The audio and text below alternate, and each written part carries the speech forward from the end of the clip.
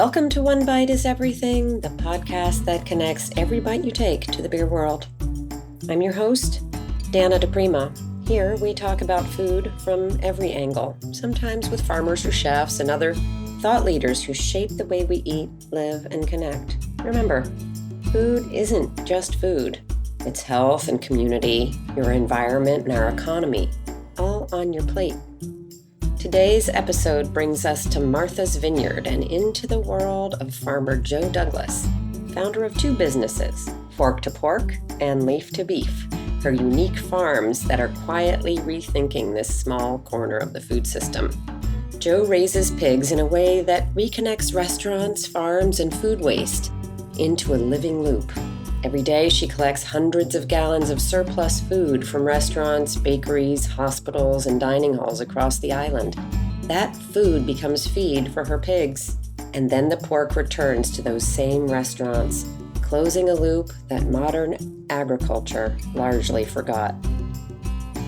On the beef side, she runs cattle from one patch to another, guiding them with a simple wire or moving them in her trailer to get them to fresh grass. Both of these models raise fascinating questions and offer innovative solutions. What can young farmers do when land is way too expensive for them to get into farming? What happens when chefs become part of feeding the animals? What happens when food waste becomes a resource rather than a problem? And what happens when a farm operates not just as a producer, but as a connector between the kitchen and the land? In this conversation, Joe shares the story behind Fork to Pork, how pigs can function as biological recyclers in a food system where nearly 40% of food is wasted, and what it looks like to build a circular food economy at a human scale. We also explore her broader farming operation on Martha's Vineyard, where she raises cattle in Leaf to Beef across multiple parcels of land, works closely with local chefs, and has built a creative agricultural model in one of the most expensive farming landscapes in the country. It is a story about ingenuity, relationships, and the quiet ways farmers are rethinking the system from the ground up. And it's also a reminder that sometimes the most interesting innovations in agriculture are not high-tech at all. Sometimes they are simply about reconnecting pieces of the system that used to belong together.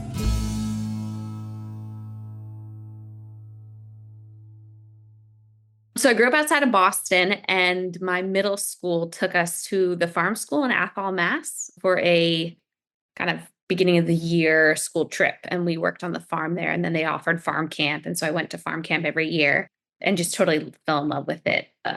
And by 8th grade, I knew I wanted to be a farmer. And I thought I was going to be a raw milk dairy farmer just because I fell in love with milking cows. I love cattle, and raw milk seemed like an economic choice.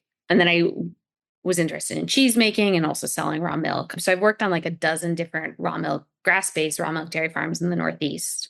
But I feel like the cheese making market has been kind of saturated recently, and the upfront cost with all the stainless steel equipment was going to be a lot. And then having to like have a home farm and then have all the acreage there.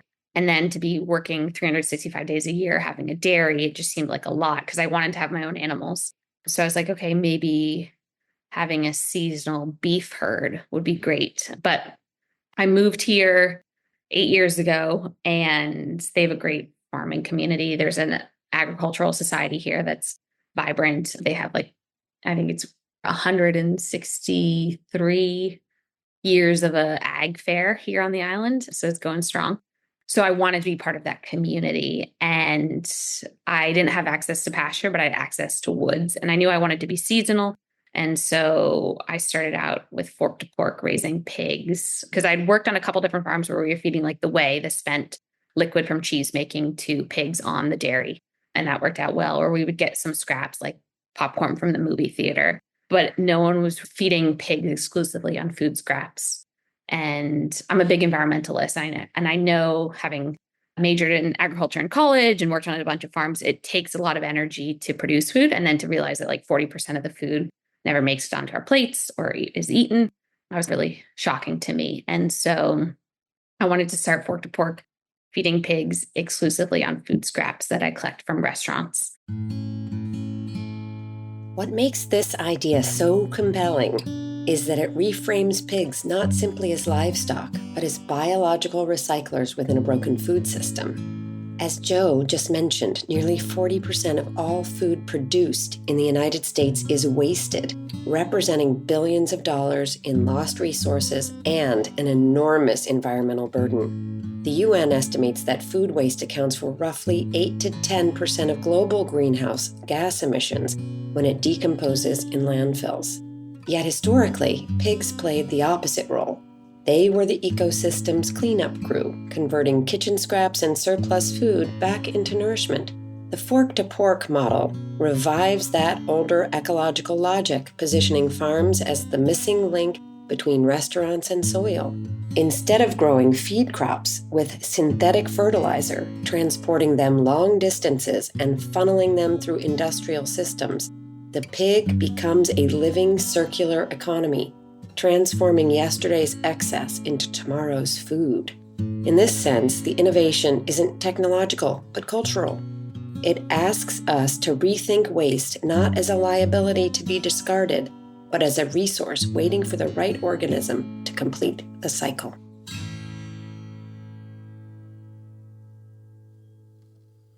And so I started originally actually in Connecticut. It was 2018. There was a family that had 60 pigs and a farm, and they were traveling to France for the year. And so needed someone to care for their pigs, but could live in the house and like use the farm. And so I was caring for their 60 pigs, and then I got my own 30. And so I was feeding their pigs. They were out on pasture, but I was feeding them grain. And then I was collecting food scraps for my own 30.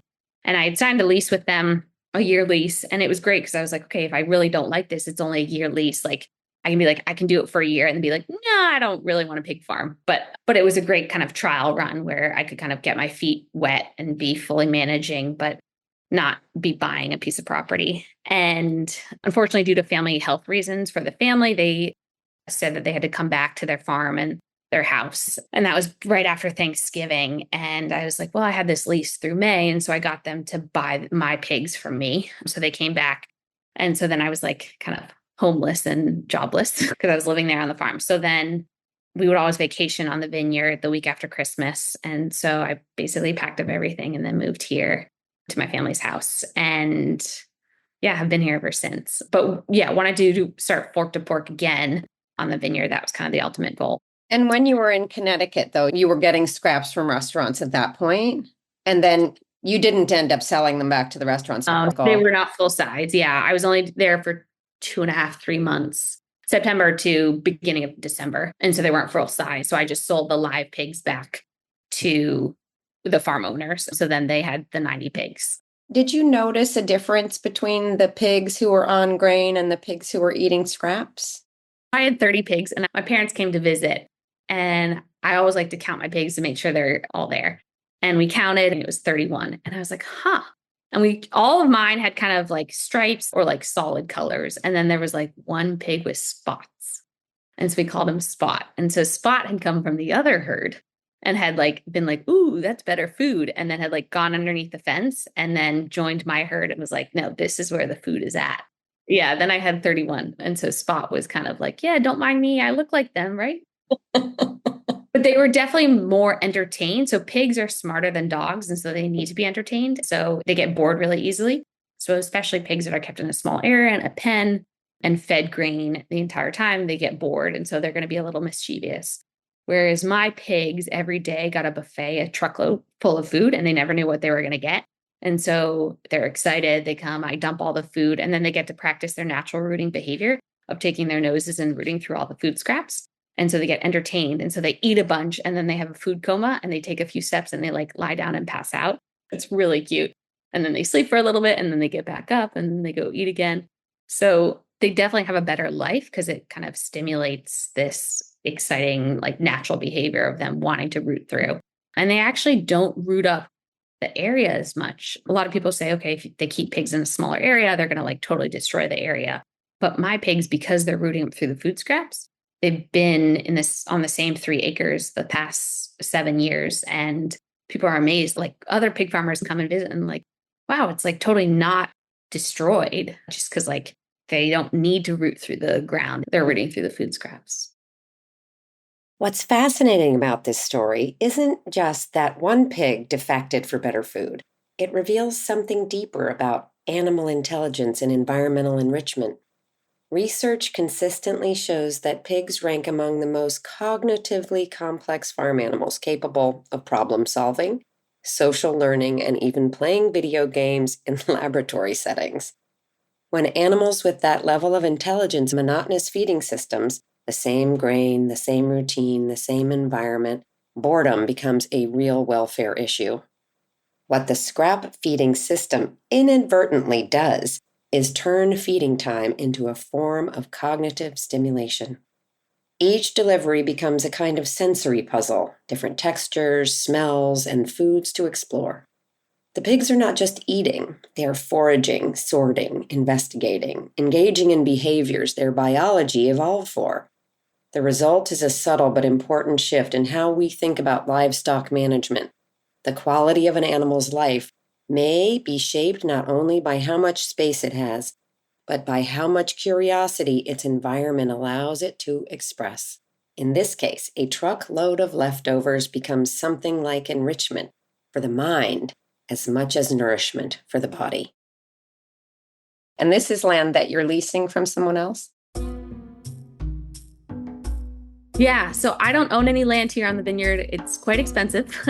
So my pigs I raise on the acreage owned by the land bank, the Martha's Vineyard Land Bank Commission, and they only charge me $10 per acre per year. So I had a 5-year lease, and now it's been re-upped for another 4. And so, yeah, it's 3 acres. I paid $150 for 5 years. And then the land, the first land that I got for my cattle, I also got through the land bank. And they, again, charged me $10 per acre per year. I had 5 acres, 5 years. I paid $250. But they had bought the land 4 years ago for $9.5 million. So it's a big difference. And that's one of the wonderful things about the vineyard is that people and also organizations have land and want farmers to utilize the land. And so I've had 9 leases with other private landowners who wanted me to graze their cattle. And I've just applied for another 2 from Sheriff's Meadow, which is another nonprofit that owns land here. And then someone else reached out to me on Monday asking if I wanted to graze my cattle on their 3 acres. So I continue to grow. Ultimately, in a season or in your next season, how many hogs will you have? 30. I shoot for 30. I had 31 last year. I've had 36. My first year, I didn't realize that they could get pregnant at like 4 months old. So I had surprise pigs. And then I had 56 with some surprise farrowing. Wow. What are you doing to prevent that? You keep them separated? Yeah, I buy in all castrated pigs now. That was my first year. And yeah, it was a learning opportunity. And like last year for my cattle, I bought 5 heifers and 4 steer. But the heifer who I bought, the farmer didn't know, but she was pregnant when I bought her in May. It's a 9-month gestation. She calved in August. So that was kind of a surprise as well. That was not part of the plan. The farmer that I bought them from didn't know that she was pregnant. So around kind of beginning of August, she started like getting really round. And I was like, okay, I've worked on enough dairies. I'm like, okay. She started bagging up, developing an udder. And I was like, okay, this is really happening. And like her vulva stretched out. And I was like, okay, it's like pretty imminent. She calved on her own and was fine. And then had a little bull calf. So that was kind of fun. Not part of the plan. You'll do the 30 pigs and then 10 cattle again. The goal is to increase my cattle herd. I would like to do 12 more. I have enough land for it. It's just a matter of fencing. I'll tip my hat a little bit in terms of part of my interest in wanting to talk to you. You're working with chefs on Martha's Vineyard and working with restaurants, and this fabulous idea of like, we're going to feed our animal, well, in particular, the pig story, part of the 40% that we're wasting, and then feeding the pigs back to the people. Yeah, it's been an amazing partnership because very rarely does the farmer interact with the chef every day. Like a veggie farmer may see them once a week at the farmer's market, but they're not relying on the chefs for support. But for me, I can't feed my animals without the support of the chefs. And so every day, 7 days a week for about 100 days, I am driving and collecting. So I have 15 20-gallon barrels on the back of my truck. And so I'm filling up about 300 gallons worth of food. And obviously some food like kale stems take up more volume, but like aren't calorically dense. Whereas like scrambled eggs from the hospital that they cook, but obviously you're not going to reheat scrambled eggs or oatmeal. Then I get that. Obviously it's denser, more calorically dense. But the chefs love it because like I am relying on them and they are relying on me every day to go and pick it up. And then they have this fabulous story where they can say, like, instead of having our food be put in the trash, and unfortunately, there's no landfill or incinerator on the island. And so all the food, unless it's composted here on island, which is a very small percentage, is put in plastic bags, put in a big truck, and then put on the ferry. And then it goes off island and it's driven to New Bedford. So it's a very unsustainable model. And so here I am taking a waste product and then feeding it to animals. And animals are happier because they get to like root through, practice their natural rooting behavior. And then I'm producing this really high quality, delicious pork where the chefs are like, this is the best pork they've ever had because they're used to eating pork made from corn grain soy hog feed. And so that's a very bland diet. So then it creates a bland pork. Whereas my pigs, their favorite foods are avocados, grapes, lettuce, tomatoes, scrambled eggs, papaya. I mean, they're eating real food and you are what you eat. And so the pork is just really tasty, very nutritious. Like sometimes people feel like with regular pork chops, they have to put like applesauce on it because it's so dry.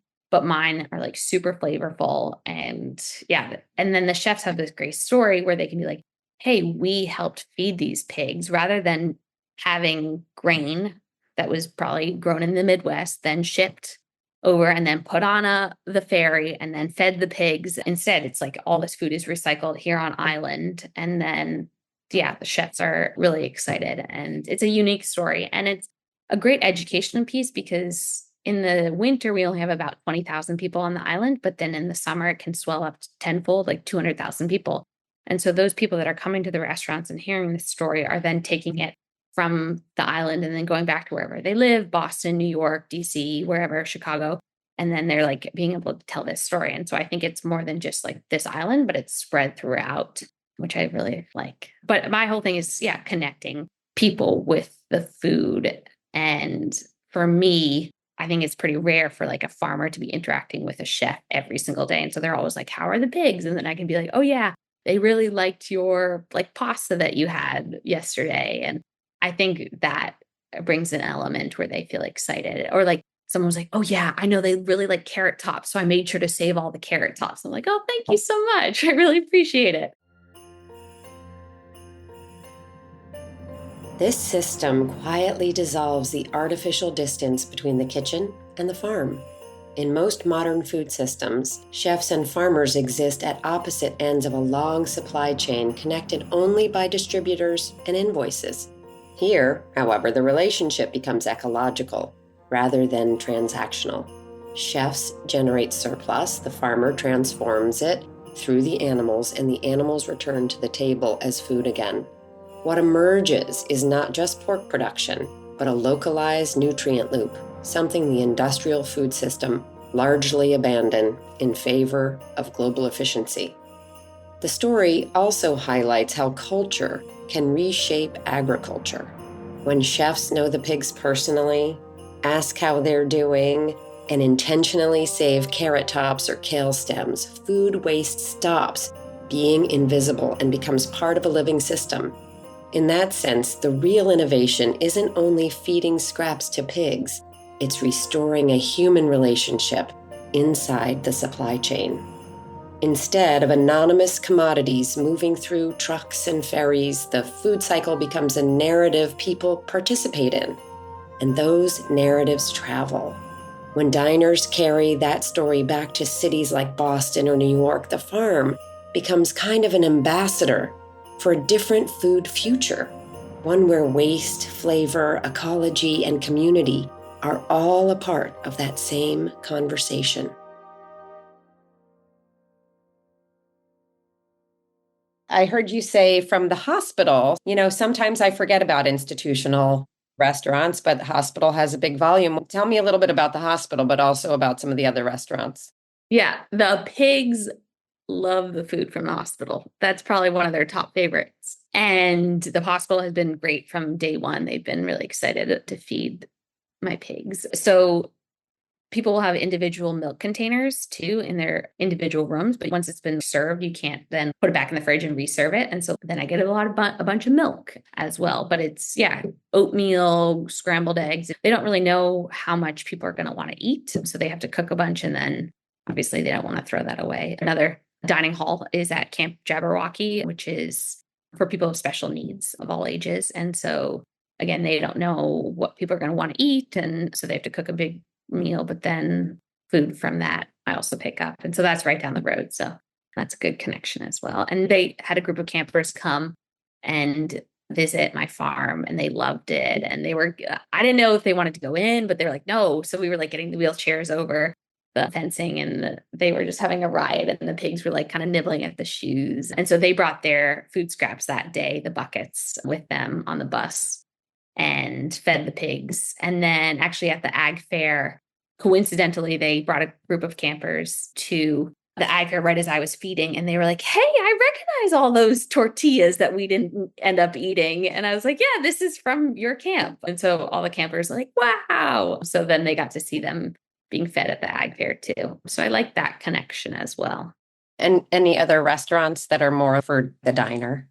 So I collect from 16 places every single day. So it's 2 institutional dining halls, so the camp and then the hospital, and then 2 bakeries and a grocery store. And then the rest are all restaurants. So the vast majority are restaurants. Like for me, if I have some lettuce that has kind of wilted or gone a little brown, like I'm going to cook it in my kitchen because I know it's like, I just didn't eat it quick enough. But like you can't serve that in a restaurant. And so totally fine. Like I would have eaten it, but they can't serve that. And so I get a bunch of lettuce leaves, and the pigs love that.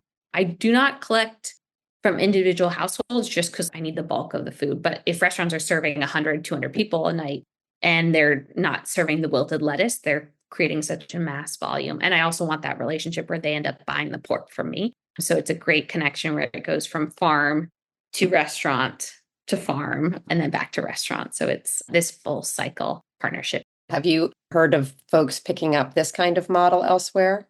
Given that people come and see it and they're like, wait, someone should do this in Boston, or someone should do this in South Carolina or wherever. So Dirty Jobs did an episode in Las Vegas where they collect all the food from all the buffets in Las Vegas and feed a bunch of hogs, but they're not selling the pork back to the buffets. So I'm unique in that model where I'm doing a connection of it's going back to the restaurants. But people are always like, oh, that's a great thing. Like that makes so much sense. But no one has really taken this model. I wish it makes sense. It is hard. It's a lot of labor. It's a lot of lifting. I don't have like a hydraulic lift on the back of my truck. I'm like lifting up these barrels, and they can be pretty heavy. Like the chefs need the food to go. They can't have it sitting there. And the pigs obviously need to be fed. And they wouldn't touch hog feed if I gave it to them. They'd be like, no, we don't eat this. So has to be collected. But it's nice where I have a model where the pigs are putting on more than a pound a day. And so they are growing really quickly and they're eating a lot. And the chefs are not like big butcher shops where they don't have like a bandsaw. So they don't want to break down a 250 pound pig. And when they get a 250 pounds, they're like putting on more fat than muscle. And so kind of my sweet spot live weight is about 200, 205 pounds. And then the hanging weight is like 166 was my average last year. And so that's like a perfect amount where I can split it nose to tail. The slaughterhouse can do that. And the chefs love it. They like carry half a pig into their walk-in, which is like really fun. And I have a lot of great photos of chefs doing that. And they are experienced where they can do a great job utilizing the whole animal. And that's a way to honor the animal and honor my work and honor that like this is a life that now we're enjoying. And so they'll make head cheese, they'll smoke the trotters, they'll use the tail for fat for cooking. So it's really nice to see professionals take something, because I like to obviously cook my pork, but they do it in such a great way. So I'm really happy to see what they come up with. In nature, animals grow in response to real food and real demand. In industrial agriculture, they are pushed toward maximum weight because scale rewards volume, not timing. The result is a system that routinely produces animals larger than what kitchens can realistically use, and cuts that must be artificially divided, packaged, and redistributed across continents. In contrast, this model reveals something closer to biological precision. Pigs are harvested at the point where growth is efficient. Chefs receive an animal that they can actually work with, and the entire body becomes food rather than excess. It challenges the hidden assumption that bigger is always better. When chefs carry half a pig into the kitchen and cook nose to tail, the animal is no longer abstract protein, but a complete organism with value in every part. In a food economy where roughly 1/3 of meat globally is lost or wasted across supply chains, this approach flips the equation. Instead of engineering animals to fit the system adapts to the animal. That subtle shift may be one of the most radical things that is happening in food today.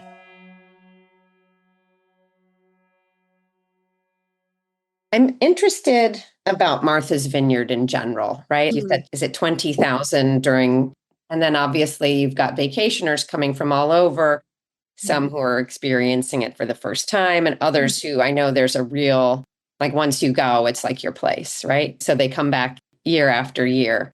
What is the permanent population there like? I'm assuming that the vacationing population skews more affluent, but I'm just curious about the rest of the population and how it works out.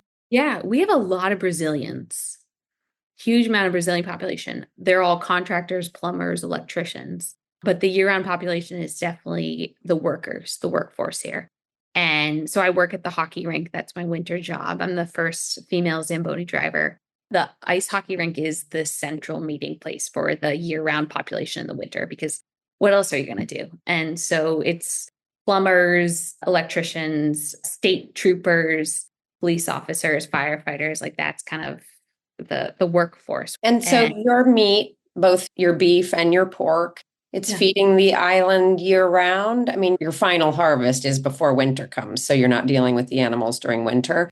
And I'm also curious about, like, is there a slaughterhouse on the island? How does this work and how are we feeding people? Yeah. So unfortunately, there's no slaughterhouse on island for large animals. We have a mobile poultry processing unit, an MPPU, which is run by the Ag Society. And so they can do poultry, chickens, and turkey, but legally we have to take it off island. So the closest one is in Westport, which is about an hour away. So I have a truck and a trailer, and so I can load up like 15 pigs in my trailer, or about probably 6 cattle in my trailer at once. And then I take them on the ferry, and people are like, oh, where are they going? And I was like, well, they're going to the processor. But yeah, so taking them off island. But I know farms that are out in the Midwest that drive 3 hours. So I'm only driving an hour from the boat, but it's just like, I have to load them the night before if I'm on the 6 a.m. And I have to be on an open boat, we have closed ferries and then more open ferries. So logistically can be a little tougher, but it's just part of the process, and we all know. But yeah, so my pork originally, about more than 2/3 of the pigs were going back to the restaurants, and then a small bit where I sell whole pigs to private customers. So year-round people who have a chest freezer who want pork throughout the year. I do not have a farm store.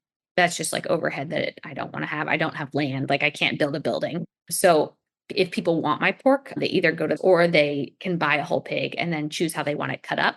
So I work with them through the cut sheet and whether they want more ground pork or they want the belly smoked into bacon. So now almost half go to private customers for the pork for year-round people, because they've tasted my pork and they're like, we want it. And I'm like, okay, I'm happy to sell the pork to whoever. So it's about 5 restaurants. One restaurant, Alchemy, the chef there, Chris and I have had a great relationship. He's been supportive from day one. And he's always excited when the orange buckets show back up in his kitchen. And he buys about 1/3 of my pigs. And yeah, so now it's about a half going to restaurants, half going to private customers, year-round people. And then the beef, I've just been able to sell to private customers in the winter. I'm not collecting food scraps to feed to my cattle. And pigs are easier in terms, I mean, it's not as much because the pigs are smaller. Like it's not as much pork. So like a whole pig can feed a family for the year. Whereas like beef, I'm not going to be like, okay, you have to buy a whole heifer. Like that's a lot of beef. And so instead I bulk, but it's only 10 pounds. So it's either burger bundles, which is 10 pounds of ground, or steak samplers. So it's a selection of 10 pounds of steak. And I pre-sell it. And so people commit and they can buy more. They can buy, or some are like, some families are really, burgers, or like some are really steak. Like I grew up eating much more ground, but I know other families are like, no, we're big steak eaters. And then some are both. So they end up buying both. So the beef is all going to year-round neighbors and friends and customers who want beef. But it's nice because they're not having to buy like 100 pounds of pork. It's just 10 pounds of beef. And so less of the beef is going to the restaurants. None of the beef is going to the restaurants. I have some other farm stores that are selling it, but I haven't pushed it with the chefs at the restaurants just because maybe it's just because I'm not like collecting food for them to feed them. I guess it's two different models, just the way that I've done it. I probably can. I just haven't done it. So I can visualize the pigs. On the beef side, you've got more parcels of land. Are they contiguous or they're all different spots? I have 3 that are contiguous to others, but they require going through kind of an old dirt road or another dirt road or like a little forest patch. Yeah. And one is right next to each other. So 2 different landowners. But I'm consistently getting more land. My first year, so I've always wanted to raise cattle. They're my favorite animal. My mom says I need to have cattle contact every day to like be myself. I just love them, but I don't want to run like an animal sanctuary. Like everyone needs to eat. And so they serve a purpose. And I feel honored that like I get to care for them and I make money as a farmer and I'm producing a really high quality product because we all need to eat. And so I started out with obviously pigs because I could rent forested land much more easily. But then 4 years ago, I started Leaf to Beef once I got 5 acres of pasture from the land bank. And so they bought the land, as I said, for $9.5 million. And they got a house and like 2 barns, but there's 5 acres of fully fenced in around the perimeter of 3-rail horse fencing. And so I was just dividing up the paddocks with pigtail fences and then poly wire. And so I raised 3 cattle on 5 acres my first year. And then I was like, I want to expand. And so then the next year I got 2 more properties, private landowners in 2 other towns. And so then I raised 7 heifers, Hereford heifers. So I went from 3 cattle to 7. And then last year I connected with Bart, and he is married to Lori David, who used to be married to Larry David. Bart has cows and then a bull. And so he loves to make hay and raise the cows and the bull, but he doesn't want to deal with yearlings, the year-old calves. And so it's a perfect relationship because he owns probably 20 plus acres or more of land. And so he is really happy for me to then buy the yearling calves. And then he ended up buying beef for me, which is kind of nice. So then I get the yearlings from him and then I graze them from May through the end of October. Last year, I had 9 properties. At first, I had them as one herd, all 9 of them. And it was hard because I can only fit like 4 or 5 or 6 of them in my trailer at once. And so I would like get them going to load up into my trailer, which is a 16-foot feather light livestock trailer. But then I would have to stop. And then because I could only have half of them at a time. And so once I had the calf, I knew that I couldn't just have a 1 strand of pigtail fencing with a strand of poly wire because the calf would go right under and then the cow would try to chase after the calf. And so I ended up putting them back on the 5 acres of pasture I got from the land bank because there's 3-rail horse fencing. So then the calf wouldn't go underneath. And so I also had a heifer who would never go underneath the line.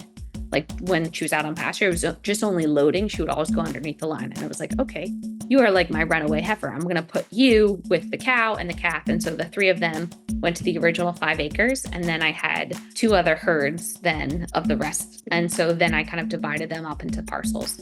So I have a big spreadsheet. And so this year I'm looking at another 2 properties, actually 3 properties. This highlights how much of agriculture is built on necessity-driven ingenuity. Farmers rarely operate under ideal conditions, so the work often becomes a test of persistence and problem-solving. When land is scarce or fragmented, they don't wait for perfect circumstances. They stitch together what's available and make it work. Throughout history, many of agriculture's most practical innovations have come from exactly this kind of constraint. limited resources forcing people to think differently. What looks like an unconventional system is really a reflection of pure grit, the instinct to keep moving forward, adapting and assembling solutions piece by piece until the job gets done. So my farm is expanding, which is really exciting, but I definitely don't have enough fencing for all of it. So I'm going to have to kind of spend March and April figuring out where I want to move my livestock. So that's your spreadsheet per se, is that this group A is going to move here at this time and group B is going to move here and then they're going to move here. So you're sort of already like sussing out like the land and what kind of forage is available and then moving them from place to place. Totally. Yeah. So I like to have 30 days between the time that they graze in one paddock to the time that they return so that there's enough rest for the grasses so the grasses and legumes can recover and regrow.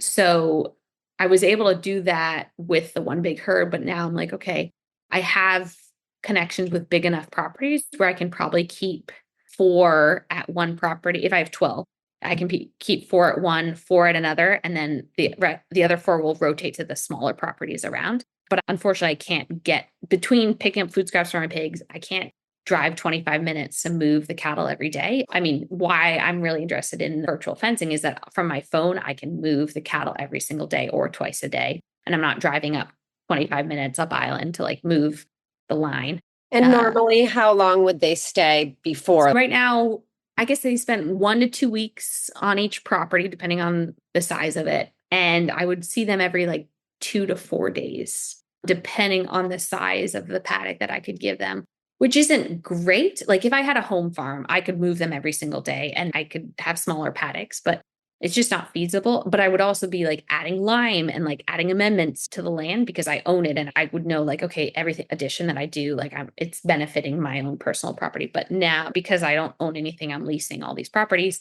I'm not necessarily adding amendments besides their compost. And so, yeah, every 2 to 4 days, depending on the size of the paddock, depending on the pasture, the recovery rate.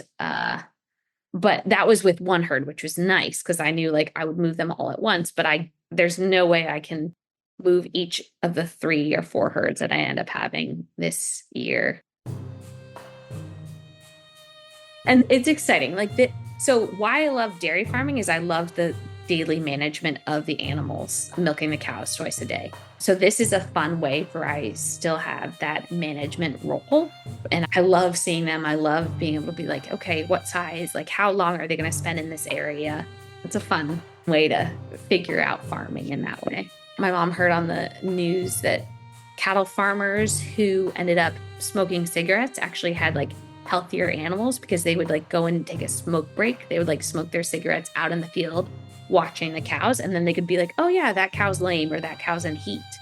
And so when I worked for other people as a farmer, it was always like, okay, you've got to keep going. You've got to keep going. Like there's time, but as my own farm manager, like I'll spend 30 minutes just like out in the field watching, observing the cattle. And it's just like, I love doing that. Like if I'm moving the water, I'll move the cattle, move the water. And then as I'm filling up waiting for the big tanks, I have 150-gallon tanks.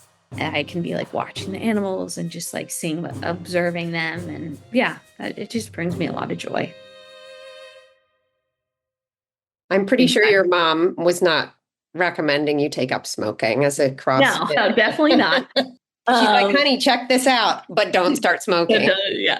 But it makes sense, like, because they're taking a break and they're just like out watching their animals. And so I love being my own farm manager because I'm on my own time and I can be like, okay, I'm going to spend this time watching them as I'm filling up the water. And I am making it as a farmer. So I worked 6 months farming and 6 months at the rink. And this past year was the first year where I made more money farming than I did at the rink. So I was pretty excited about that. And the rink is nice because they technically furlough me because we take out the ice, we melt it all, and then we don't have programming spring and summer. And so they're like, sorry, we can't employ you. And I'm like, no, it's perfect because I'm farming during the spring and summer. And then come fall, they pick me up full time again. But they keep me on for health insurance year round. Yeah. That is nice. And I'm driving the Zamboni and it takes 10 minutes and I do it every hour. And so the rest of the time I'm there. I'm doing all my accounting, all like my taxes. I'm watching, like today, I'm watching fundamentals of financial management for farmers, which from 2 to 4. And so I'm like getting paid but I'm there and I'm like, so yeah, I'm watching webinars and attending workshops. And so it's great because I'm getting paid to do it. I think that they must also love that they have a female Zamboni driver in this community of plumbers and carpenters and firefighters. And I got one of my good friends who drives there's a boat launch that takes people out to their own boats in the harbor. And so she's used to driving pieces of equipment. And so I got her, we were looking for another Zamboni driver. So I was like, hey, Denise. So we now actually have 2 female Zamboni drivers because I got my friend Denise to do it. And so that's very rare. We have a Zamboni doctor that services 100 Zambonis in the Northeast. He said less than 3% of Zamboni drivers are female. And he doesn't know another place that has 2 females. So we're like very rare. Thanks for joining me today on One Bite is Everything, the podcast that connects every bite on your plate to the bigger world. Today's conversation with farmer Joe Douglas reminds us that the food system is full of hidden loops and missed connections. When farmers and chefs work closely together, when waste becomes feed, and when food returns to the communities that produced it, the system begins to look very different. It becomes more local, more transparent, and often more delicious. Joe's work on Martha's Vineyard is one example of how farmers are experimenting with models that restore ecological logic to our food system. In this case, pigs become recyclers, restaurants become partners in production, and diners become part of a story that extends far beyond the plate. Joe is also creatively addressing the number one challenge that young farmers face: access to land. Land is too expensive for most young farmers to access, to own. Instead, she's stitching patches of land together to make it work. If this episode sparks something for you, remember that the stories you hear here don't end when the episode does. Through the For Farmers movement, these stories become action, supporting small farmers and bringing eaters like you closer to the people who make your food possible. You can learn more at forfarmersmovement.com. If you enjoyed this episode, which I think you did, I hope you'll take a moment to rate and review One Bite is Everything on Apple Podcasts. It helps more people like you find the show. And this year, I have a promise to myself and to the show that I will get 100 new reviews, and we are well on our way. I hope you'll join. One Bite is Everything is in the top 3% of all podcasts globally, with more engagement than 88% of podcasts on Spotify. With over 150 episodes, we are committed to bringing you the stories that matter. This episode was co-produced by Sonia Dillon, with sound design and original music by Russell Chapa. I'm your host, Dana DePrima, and I will see you here again next week for another episode of One Bite is Everything. Make sure that you subscribe so that you don't miss it. Until next week, eat like it matters, because it does.